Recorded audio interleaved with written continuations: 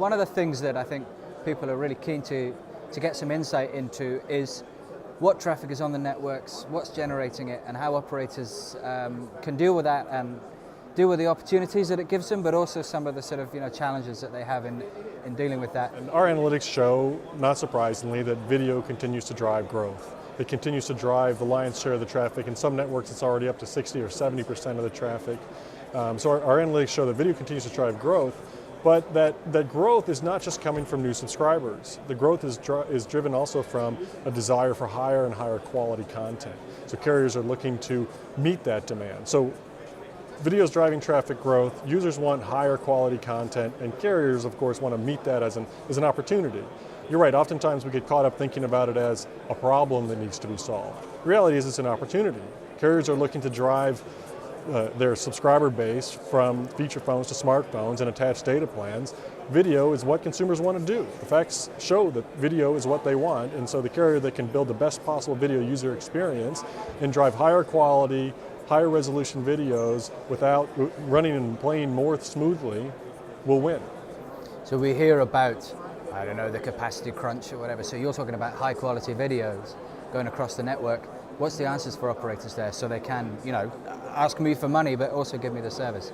Right, so, a couple of things. First of all, we talk about the capacity crunch as if every part of the network is the same, and it's not. Capacity crunch comes in milliseconds and seconds and in different parts of the planet at different times. So what carriers really need to be able to do is not just look at the traditional way of adding capacity to their network. They need to look at ways of adding what we call smart capacity to the network, where they can basically deliver more efficiency, better user experience with whatever network they've already deployed by being able to adapt the network in real time to meet the demands of subscribers and really build the best possible user experience. Going forward in the future, as you have fast 4G and beyond networks, they're going to look at monetizing that.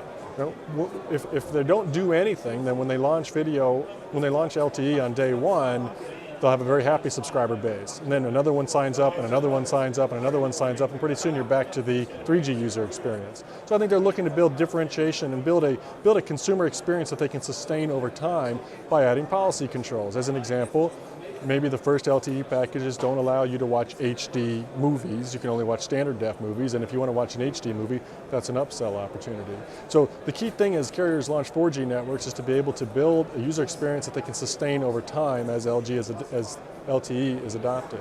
So what our solution does is actually measure and monitor and analyze the user experience and then adapt that user experience. If a user is watching a video and it starts to stop and stall, we can take proactive action right there and make the video stop stalling and allow the network to adapt to those conditions. Now there were a lot of companies, or maybe not a lot, but certainly a few companies addressing the video optimization space. I won't name them all because you're standing in front of me, but you know who they are. And Bytemobile, where would you place yourselves in that market now? I know that possibly financially you've had one or two changes over the last year, so what kind of shape are you in? Sure, so we're in great shape.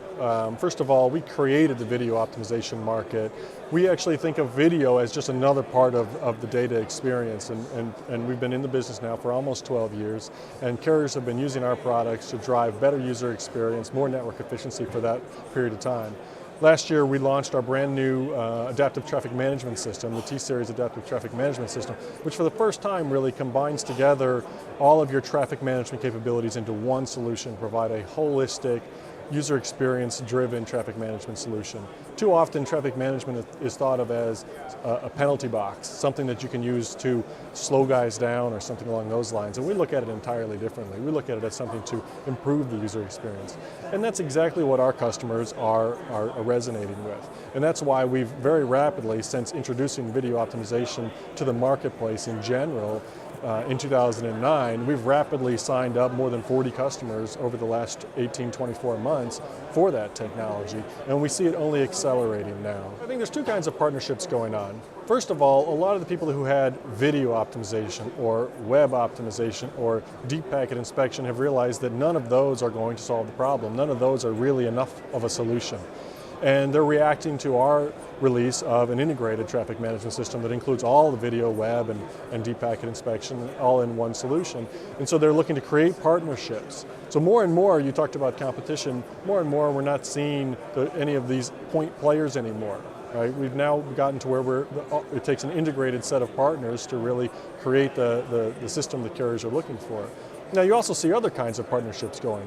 For example, policy, which is more in the control plane, partnerships with data plane types of elements, right? So I think that in general, having these types of systems come together, driving all the way down from the IT domain into the control plane and into the data plane, to be able to really start to create differentiated policies that we can help lead carriers down the right path of what they need to be doing. Here at the show this year, we're really talking about the best video user experience. Video is unique because it stresses the network in ways that another type of traffic really cannot do. It really allows operators to differentiate their network by saying, look, I can play this quality of video smoothly. Video plays better on my network. And secondly, it's a type of data that users are used to seeing differentiated. Everybody knows a Blu-ray costs more than a standard definition video, and people are willing to pay for that higher quality. And so video is unique in that it stresses the network more than most types of traffic, but also in that consumers understand differentiation in the video space, and they're willing to pay for the extra quality.